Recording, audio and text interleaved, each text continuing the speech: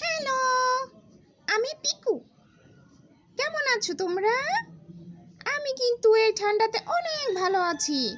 কারণ জানো, আমি কিন্তু ঘরের মধ্যেই থাকি।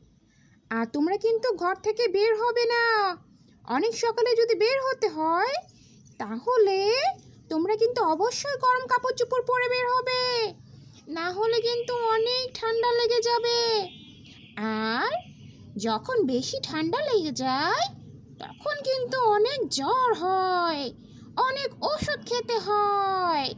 তাই তোমরা সবাই যখন বাসা থেকে বের হবে, এই শীতের সিজনে অবশ্যই গরম কাপড় চোপড় পরে বের হবে। ঠিক আছে বন্ধুরা, তোমরা সবাই ভালো থাকবে।